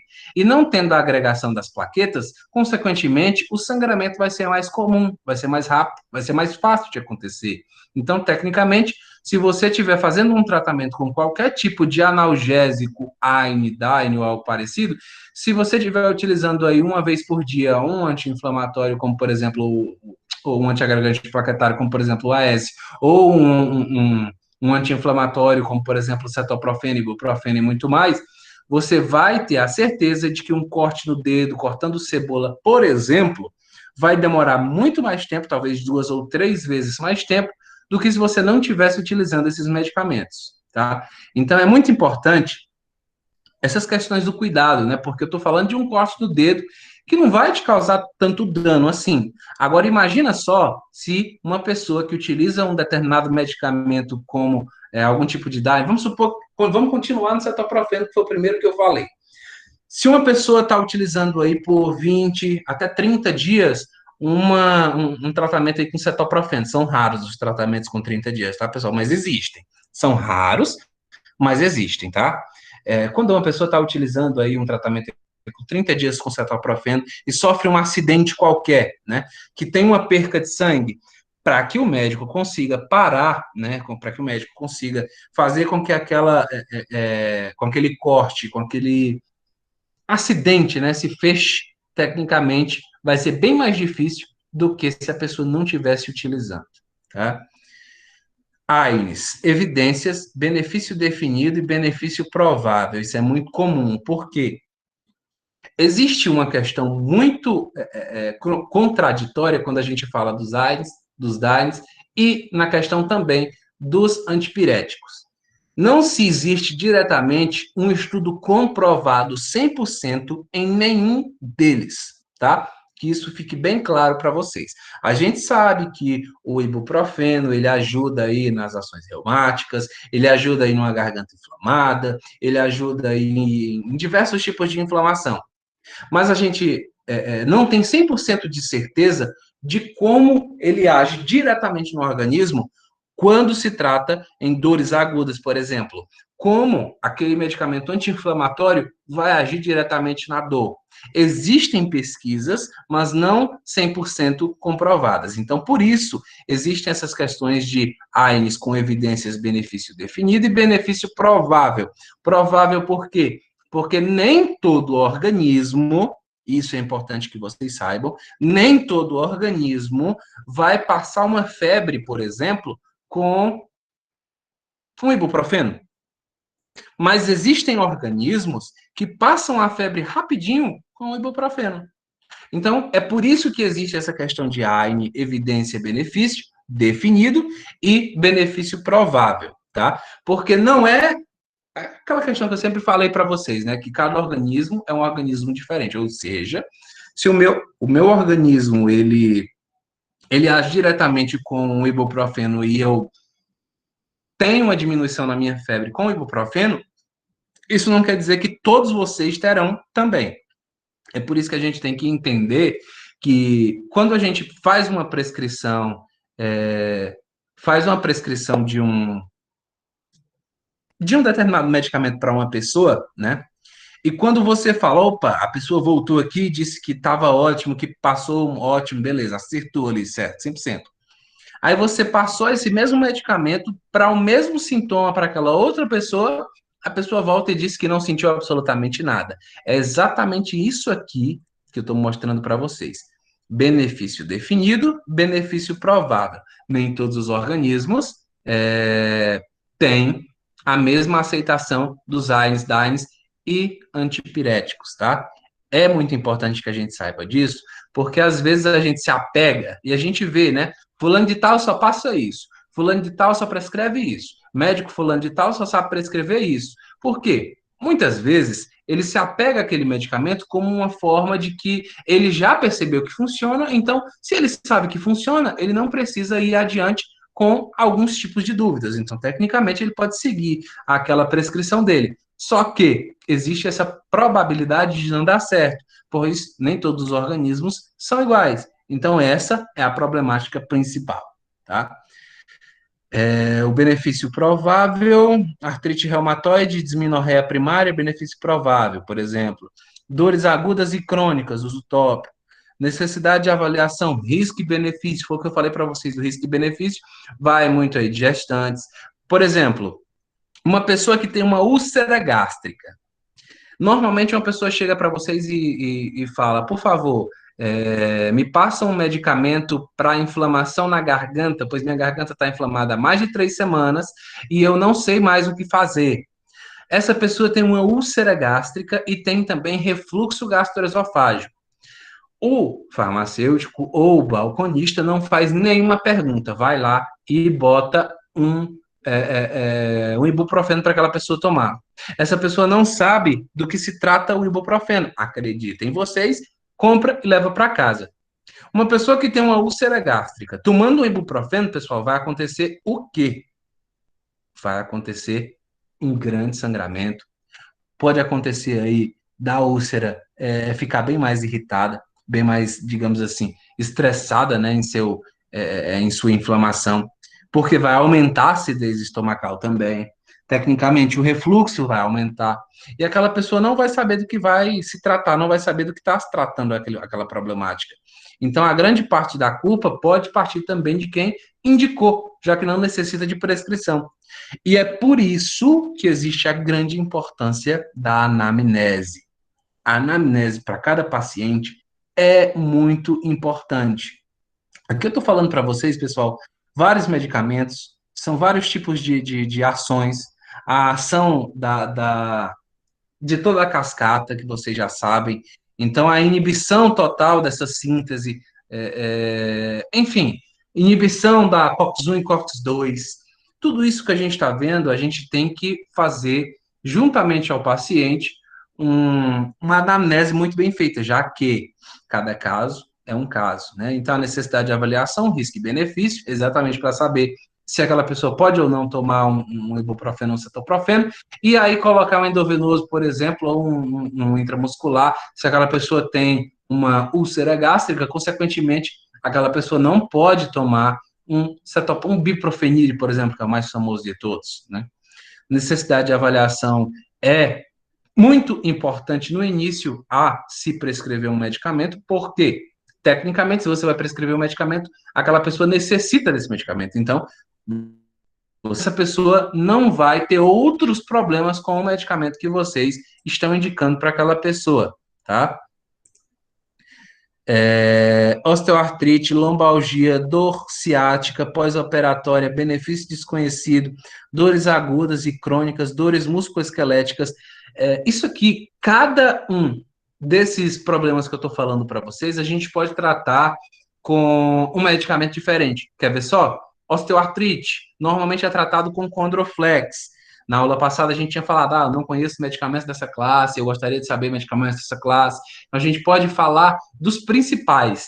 Não vamos falar de todos, até porque são muitos. Mas a gente falando de dores, né? Eu posso falar aqui para vocês, por exemplo, a associação de todos eles e o que normalmente a gente vai prescrever para uma pessoa normal, saudável. Lembrando que nós temos que fazer a anamnese. E nem tudo se encaixa para qualquer pessoa, pois cada organismo é cada organismo. Osteoartrite, um Condroflex, por exemplo. Uma lombalgia, pode ser sim, um ibuprofeno resolve o problema. Dor ciática, de preferência um cetoprofeno, mas o ibuprofeno também resolve. Pós-operatória, essa pós-operatória seria interessante que, juntamente com um anti-inflamatório, se utilizasse também algum antiagregante plaquetário muito específico, né? Pós-operatório de quê? Foi um transplante? foi enfim, que tipo de operação foi, né? Pós-operatório. Então, cada pessoa vai se utilizar de um medicamento diferente, e aí, consequentemente, a gente vai entender qual fármaco a gente vai utilizar. Por isso aí eu coloquei a questão do fármaco sugerido, eficácia e risco, né? Já que no pós-operatório, basicamente, existem vários tipos de medicamentos que a gente pode passar para aquela pessoa. Lembrando aqui, tá, pessoal? Nós estamos falando aqui de passar medicamento, prescrever medicamento, nós estamos falando aqui da utilização do medicamento, só que a gente não pode esquecer que nós temos uma legislação a ser seguida. Nós estamos aprendendo qual medicamento nós poderíamos passar. Isso não quer dizer que a gente possa, a não ser que tenha aí uma legislação municipal que permita o farmacêutico a fazer isso, né? Então, a gente não vai se aventurar aí num pós-operatório sem ter uma especialização na área ou algo que fale sobre isso. Ah, eu sei que um determinado medicamento serve para o pós-operatório, mas será que aquele exato medicamento vai servir para aquele paciente? Então, cada caso é um caso, eu estou falando de prescrição e tudo mais, mas eu estou falando mais para que vocês entendam sobre os fármacos, para que vocês aprendam sobre os fármacos e quem sabe um dia prescrevam com a legislação, né? Ou corrijam uma prescrição de qualquer prescritor, entendendo do que se trata, né? Dores agudas e crônicas, dores agudas e crônicas, normalmente são utilizados aí algum tipo de fármaco da portaria 344, tá? Aí a gente utiliza um celecoxib, por exemplo, que é utilizado em dores crônicas, ou, dependendo também do caso, um tramadol, não sei se vocês já ouviram falar também, né? Tramadol, e, dependendo do caso também, a própria codeína, só que de 30 miligramas, ok? Não é prescrição farmacêutica, mas os outros prescritores podem sim. Dores musculoesqueléticas. Normalmente, dores musculoesqueléticas estão associadas basicamente a algum medicamento que contenha tanto o paracetamol ou o dipirona, que tenha em sua composição também um diclofenaco de sódio e a cafeína. Para quê? Para aumentar e potencializar o efeito daquele fármaco, tá? Sugerida eficácia e risco, foi o que a gente falou. Altas doses, interações entre dois DAIs, prevenção de convulsão febril e ibuprofeno. Ou seja, se nós tivermos aí altas doses de determinados medicamentos, a chance de você ter uma convulsão é grande, já que o teu corpo ele vai agir em vários sítios, causando aí uma ação antiagregante, um agregante plaquetário, né? Ou seja, uma afinação, um afinamento, como chamam, no sangue, deixa o sangue mais fino. Então, a chance de você ter um sangramento, uma convulsão ou algo parecido é grande. Então, para a utilização desse tipo de prevenção, é interessante que, quando febre, utilize o ibuprofeno, pois a dipirona e o paracetamol podem potencializar o efeito. Eu não sei se vocês já ouviram falar, mas acredito que sim, a dipirona, ela baixa a pressão. Tanto é que, muitas vezes, quando uma pessoa não tem alergia à dipirona, a primeira coisa que você tem que saber quando vai passar a dipirona é se aquela pessoa tem alergia, né? Óbvio. Então, assim, muitas vezes aquela pessoa que está com uma pressão muito alta toma de 20 a 30 gotas de dipirona e um captopril sublingual. O captopril ele não foi feito para ser sublingual, mas por ele não ser ácido, ele pode sim ser colocado abaixo da língua e ele é absorvido muito rapidamente, causando aí uma baixa na pressão arterial. Então, se a sua pressão arterial está baixa,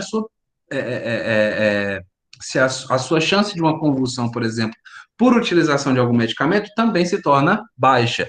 E aí a utilização deveria ser do ibuprofeno e não, por exemplo, de uma dipirona ou paracetamol. Se nós já estamos falando aí de uma pessoa que tem uma possível, um possível ciclo de convulsão, a gente não vai passar um medicamento específico para febre como a dipirona. Aí seria o ibuprofeno. Independente se ele vai agir ou não, pelo menos a gente vai ver a questão da ineficácia versus o risco, tá? Até aqui, alguma dúvida para vocês? É isso que eu quero entender. Porque eu sei que eu estou falando muita informação, tenho problemas com gastrite. Pronto, é muito comum, viu, Sirlene? ioxoprofeno. Percebi que apareceu uma afta na garganta. Tenho problemas.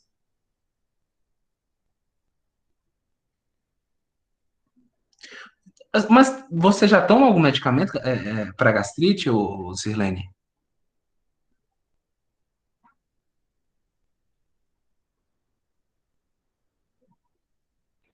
Professor, eu estava tomando um esomeprazol, só porque eu deixei, tá? Com alguns dias que eu deixei, estou tomando só chá, um chá que me indicaram que seria bom. A gastrite e refluxo. Uhum. Ou, assim, mas quem te indicou o porque assim, o loxoprofeno, ele não, assim, por que que você decidiu utilizar para afta na garganta um medicamento não esteroidal, assim, tecnicamente? O professor mandou ele porque eu estou com problemas na coluna, na parte lombar, né? E aí o médico, além de eu ter tomado Tramal no sábado, e de Ah, pirona na tá. veia, ele passou para mim tomar em casa, né? Esse aí. É, E porque. eu a Permese, a injeção, a Permese. E eu percebi no outro dia a garganta querendo inflamar. E tinha uma afta na garganta. Pronto, é porque E eu li aí você errado. falou, né, que pode dar ferimento, né? É porque eu li errado. Eu tava lendo aqui que você estava tomando loxoprofeno para a afta na garganta. E eu ia já te dizer que isso ia piorar o teu Não, quadro. Agora eu entendi teu, pois teu, teu é. caso. Então, assim, problema de Aí gastrite, no qualquer um que você. ibuprofeno, aí eu lembrei que era da mesma classe, né? Sim, com certeza. Mas só É que não por é isso que iodo, eu é lox, relacionei a viu? questão da afta na garganta, né? Viu? Só uma correção, não sei se foi sem querer, não é ioxaprofeno, é loxaprofeno, né, não? Não conheço o ioxaprofeno, Como é, professor?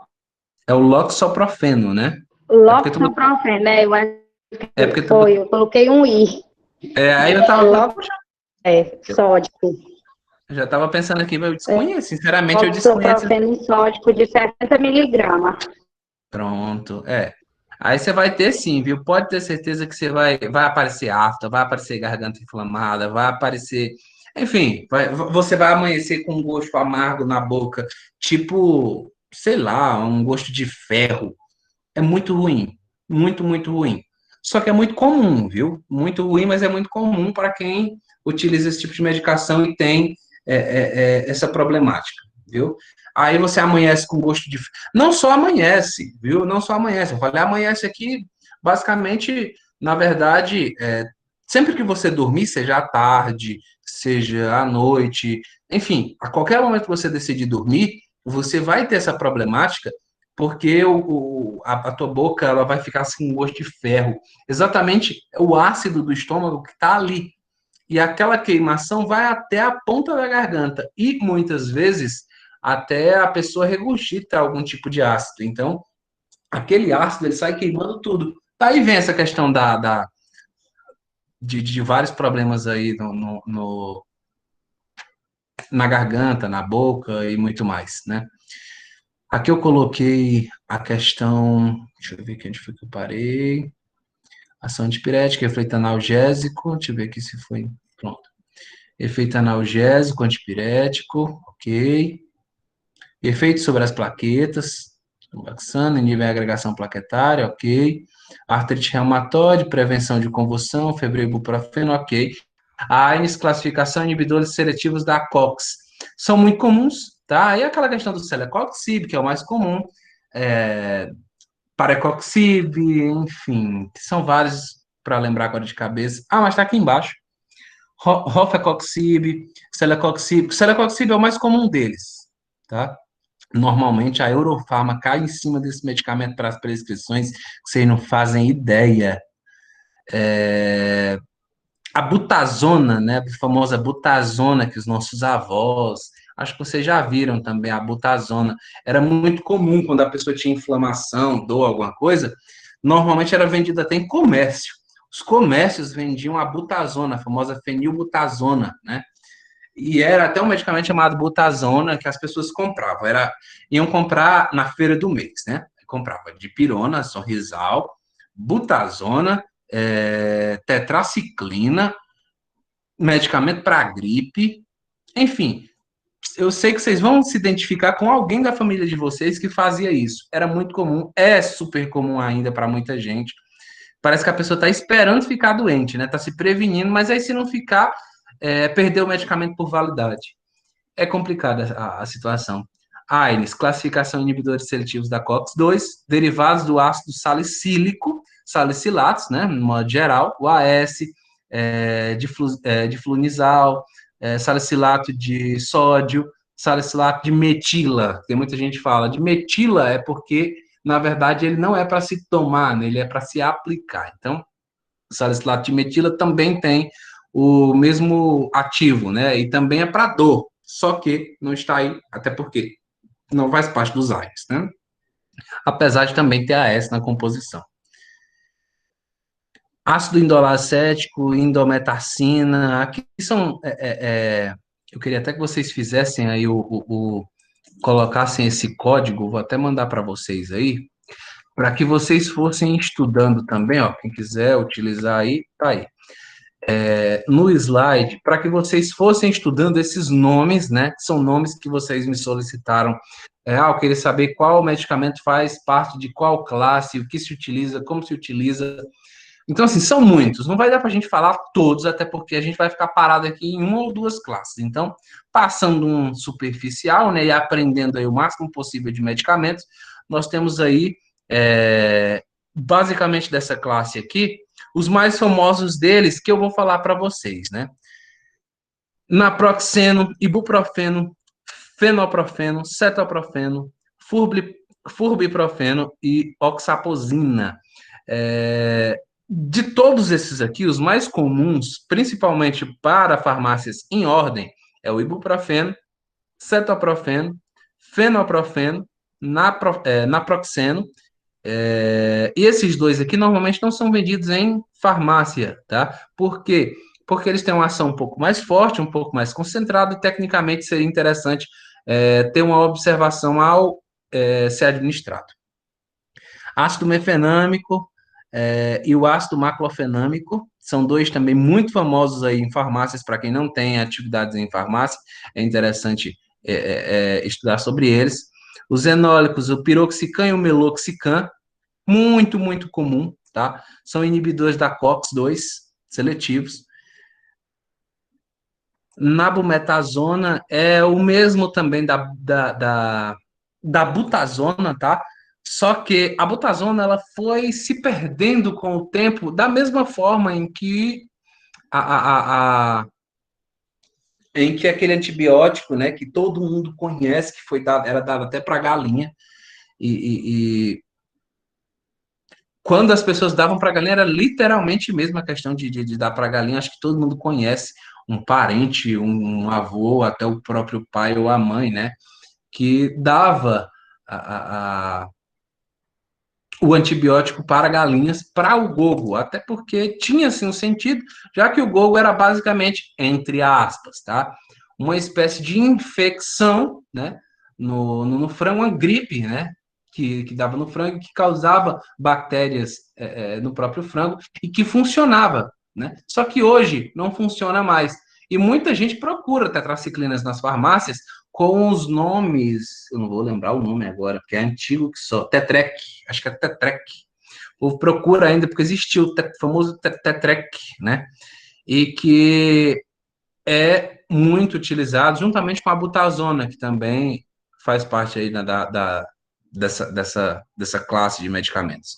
E os inibidores seletivos da COX-2, Rofecoxib, Celecoxib, Parecoxib e Valdecoxib.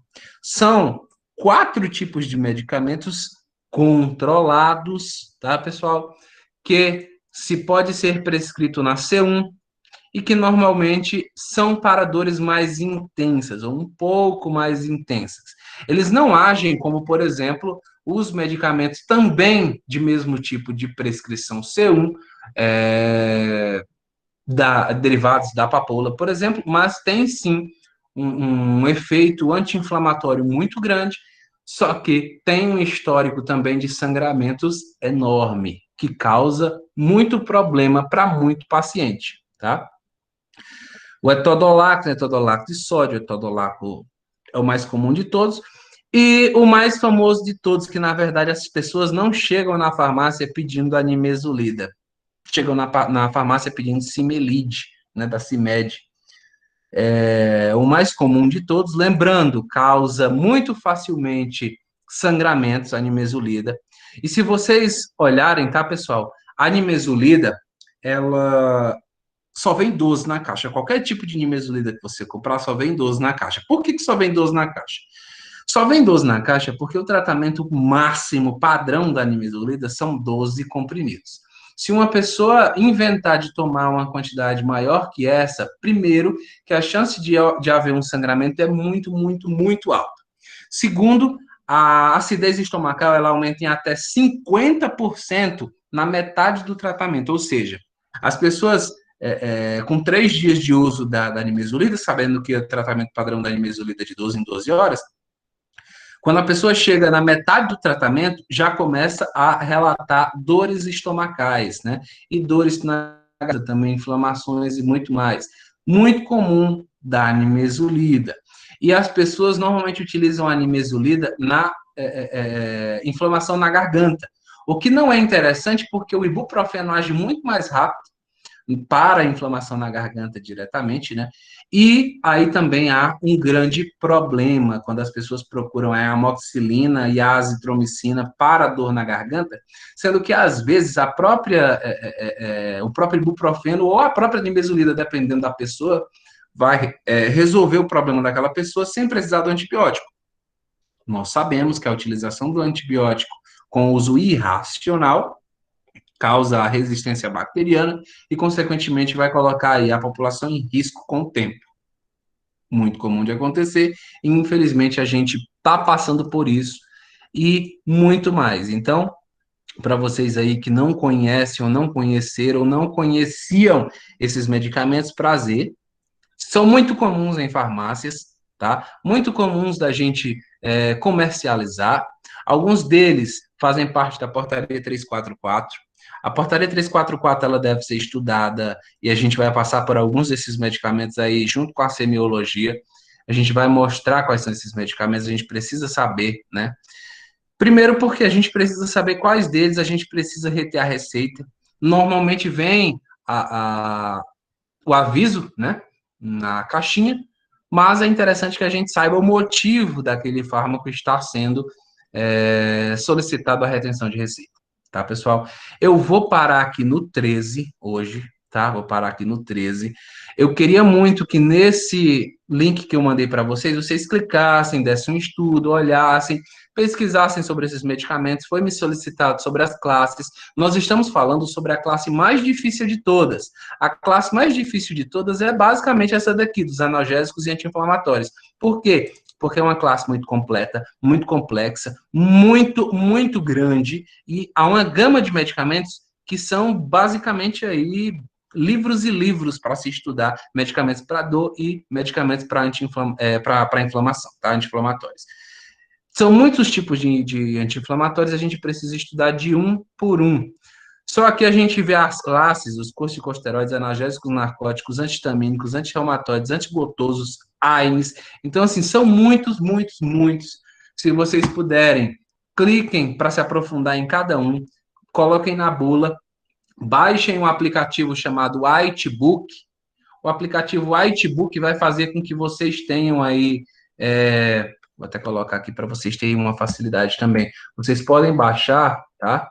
Vocês podem baixar o aplicativo e, se eu não me engano, ele é gratuito. Perfeito, ótimo. Pois é, se eu não me engano, é perfeito mesmo. É muito, muito bom. Ele diz tudo, diz absolutamente tudo. Diz absolutamente tudo que você precisar. E assim, ele ajuda muito a vocês entenderem esses medicamentos. Ou seja, ao invés de ficarem procurando no Google, eu queria que vocês fizessem aí, principalmente as pessoas que me cobraram uma questão aí de classes de medicamentos e quais desses medicamentos fazem parte. Está aí, ó, a maioria deles, dos AINES, aqui no 13º, muitos medicamentos, e vocês podem colocar no Whitebook, lá ele vai dizer absolutamente tudo sobre o medicamento. Vai falar a que classe pertence, os nomes comerciais, os nomes genéricos, os nomes similares, a apresentação, tipo de receituário, uso em adulto, uso na pediatria, uso em geriatria, o risco, uso na lactação, enfim, diz tudo, absolutamente tudo.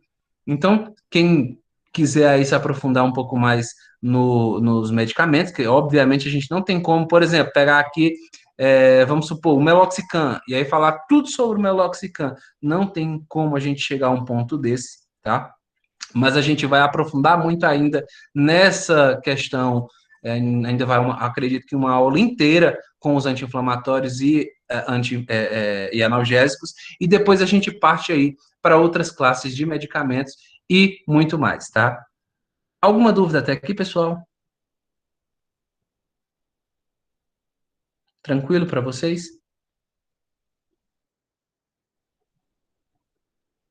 Pronto.